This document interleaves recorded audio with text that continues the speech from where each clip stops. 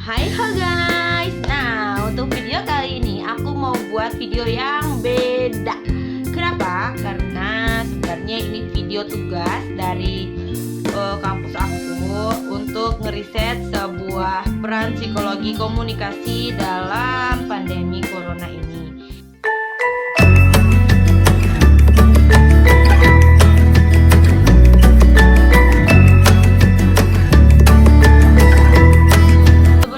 Masuk dalam peran psikologi komunikasi di dalam situasi pandemi corona ini, aku mau membahas dua hal yang penting, yaitu pengertian dari psikologi komunikasi itu apa, dan dari pengertian corona itu apa, dan peran psikologi komunikasi itu seperti apa di dalam pandemi corona ini. Coronanya itu apa aja akan aku tampilin di sini, itu apa aja pembahasannya.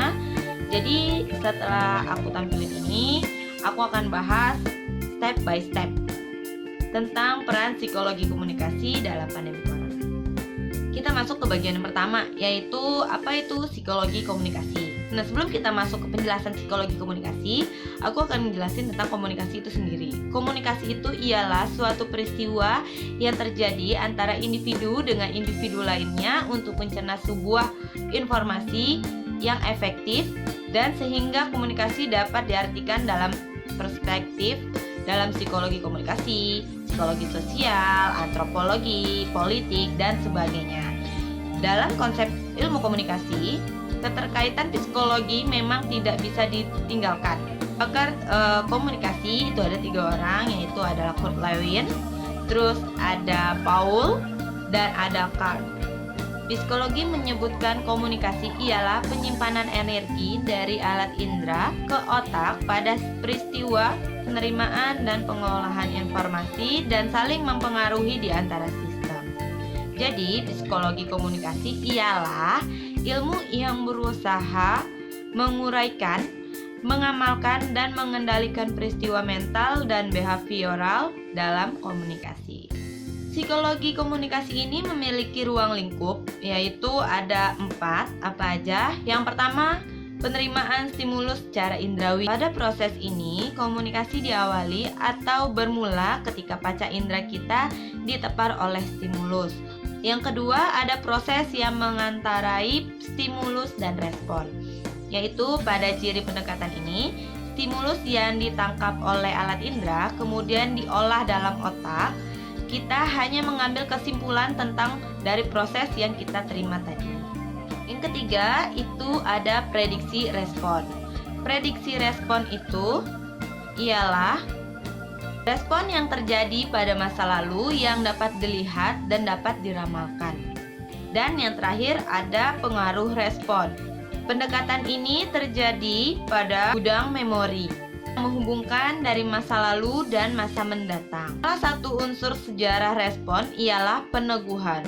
Nah, itulah pembahasan pertama yang mau aku bahas tentang psikologi komunikasi itu. Nah, dari yang pembahasan ini akan kita sambungkan ke apa itu corona atau COVID-19. Jadi, untuk pertama itu COVID-19 itu berasal dari mana? Pada 31 Desember 2019, WHO Cina telah melaporkan kasus pneumonia yang tidak diketahui etiologinya di kota Wuhan, yaitu lebih tepatnya di provinsi Hubei di Cina. Nah, untuk pertama kalinya itu disitulah terjadinya wabah corona ini. Nah, diperkirakannya itu berasal dari sebuah pasar, yaitu pasar yang menjual hewan-hewan luar seperti kelelawar, terus kura-kura, terenggiling, ada juga yang menjual ular, kucing, dan semacamnya. Nah, kenapa seperti itu? Karena di sana itu, di pasar itu terjual bebas hewan-hewan luar yang bisa kita konsumsi. Dan untuk hewan yang diperkirakan itu adalah hewan terenggiling. Nah, yang nggak tahu hewan terenggiling seperti apa, ntar aku masukin gambarnya seperti di sini biar pada tahu terenggiling itu seperti apa. Masuk ke pembahasan kedua, yaitu COVID-19. Apakah itu COVID-19? Coronavirus atau COV adalah keluarga besar dari virus yang menyebarkan penyakit, dari flu, radang, batuk, terus ke penyakit yang lebih parah.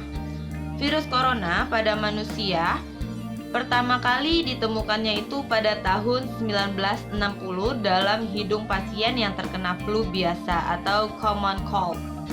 Jadi pada tanggal 12 Februari 2020, WHO menetapkan penyakit novel coronavirus pada manusia ini dengan sebutan coronavirus disease atau COVID-19. COVID-19 itu disebabkan oleh SARS atau CoV-2 yang termasuk dalam keluarga besar coronavirus yang sama dengan penyebaran SARS pada tahun 2003. COVID-19 ini sendiri juga memiliki penyebaran yang sangat cepat dan sangat luas di negara-negara yang ada dan hampir sama dengan SARS yang dulu juga pernah melanda bumi ini, yang penyerangannya juga sangat cepat. Virus corona ini diberi nama coronavirus. Kenapa? Itu karena corona itu berasal dari bahasa Latin yang mengartikan itu sebuah mahkota. Nah, untuk seperti apa contohnya, aku bakal masukin gambarnya di sini juga biar pada tahu seperti apa yang aku maksud mahkotanya ya. Nah, dulu aku minum dulu, haus. Masuk ke gejala infeksi coronavirus, yaitu orang yang terinfeksi virus ini memiliki gejala yang berbeda-beda. Dan juga baru-baru ini di Indonesia sendiri itu orang yang terkena virus corona ini tidak memiliki gejala apapun. Gejalanya itu apa aja? Yaitu ada 4 fase yang secara singkat, jelas, yang gampang aku jelasinnya itu ada 4. Yaitu yang pertama inkubasi, dan yang kedua itu ada mild, yang ketiga itu ada severe, dan yang terakhir yang keempat itu ada critical. Nah, untuk inkubasi ini ialah tahap di mana pertama kali virus itu masuk ke dalam tubuh kita dan replikasi dirinya di dalam tubuh kita itu untuk menjadi banyak. Yang kedua itu adalah tahap mild, yaitu tahap di mana penderita yang terkena virus corona ini akan merasa tidak nyaman pada tubuhnya, seperti dia mengalami pegal-pegal, terus batuk kering, ataupun dia merasakan badannya panas dan tenggorokannya sakit. Yang ketiga adalah severe. Nah, severe ini ialah di mana sistem imun tubuh yang terlalu brutal atau yang terlalu aktif yang menyerang ke dalam sistem imun tubuh yang lainnya, sehingga nanti virus corona ini akan menularkannya ke sistem imun lainnya. Nah, kenapa tadi aku bilang sistem imun yang terlalu aktif? Jadi si virus corona ini pertama kali dia masuk ke dalam tubuh kita, itu dia menyamar seperti imun yang ada dalam tubuh kita, dan di situ dia merusak selnya atau dia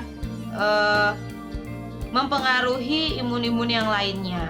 Nah, makanya itu tadi yang aku bilang tahap severe itu imun yang terlalu aktif atau yang terlalu brutal menyerang imun yang lainnya, karena sistemnya corona ini dia itu menyamar seperti virus yang baik. Jadi kita anggaplah ini virus yang jahat, dia menyamar seperti virus yang baik, padahal dia ini jahat untuk mempengaruhi si virus yang baik ini gitu.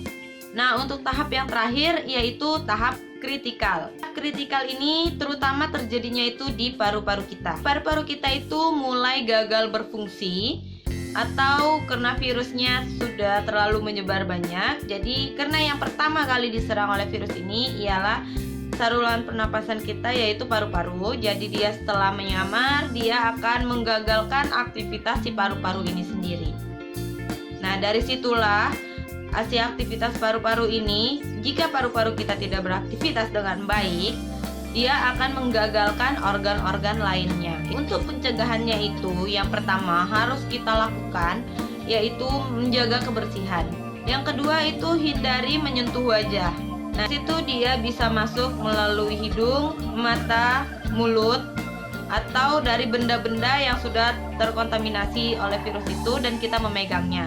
Makanya kita itu dilarang untuk berkomunikasi dengan jarak dekat ya. Makanya kita di sekarang itu diminta dengan social distancing. Nah, virus itu akan masuk dengan cara kalau misal kita mengucek mata ataupun kita megang hidung seperti ini, seperti itu. Makanya kita kalau keluar itu kita harus selalu safety dan selalu menggunakan masker. Karena masker itu sangat membantu kita untuk menutupi daerah saluran pernapasan di sini. Gitu. Dan juga saat kita merasa badan kita kurang sehat atau kita batuk, jadi kita itu biasakan saat kita batuk itu kita menutup mulut kita. Tapi menutup mulutnya bukan seperti ini ya, ataupun seperti ini.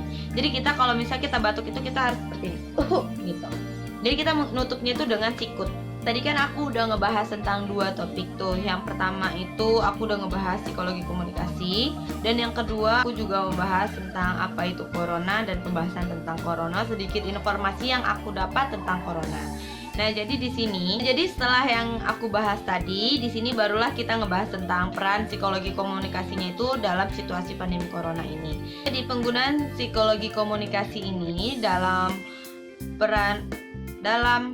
pandemi corona bertujuan untuk menghasilkan suatu proses komunikasi yang efektif, yang mana komunikasi yang efektif itu juga menyebabkan pengertian akan kesepahaman, hubungan yang akrab, perubahan sikap, hubungan sosial yang baik, dan tindakan. Jadi pada saat pesan kita sampaikan atau informasi yang kita sampaikan kepada masyarakat atau kepada orang lain, itu adalah pesan yang harus sesuai dengan faktanya.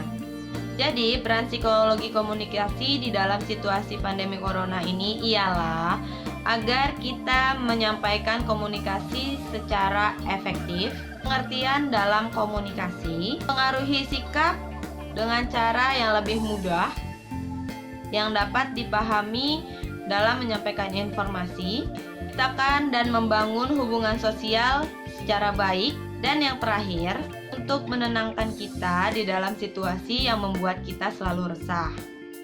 Nah, jadi dari penjelasan di atas menunjukkan bahwa psikologi komunikasi sangat berperan dalam perubahan perilaku manusia, terutama pada saat manusia berkomunikasi dengan manusia lainnya, baik yang bersifat interpersonal maupun intrapersonal. Ketika seorang memahami dan mengerti psikologi komunikasi, saat itulah komunikasi berlangsung antara komunikator dan komunikan, atau orang mampu melihat dan menganalisis gerak dan tingkah laku kedua komponen. Ya, jadi itulah pembahasan yang udah aku bahas tadi. Dan jika kalian suka sama videonya, jangan lupa like-nya. Dan kalian juga boleh komen di bawah untuk video-video apa aja yang harus aku bikin lagi. Dan juga jangan lupa untuk share ke media sosial yang kalian punya dan ke teman-teman jika videonya bermanfaat, oke? Dan juga kalian boleh follow Instagram aku di Raini Asagaf. Oke, mungkin sekian aja. Sekali lagi aku katakan see you next my video. Bye.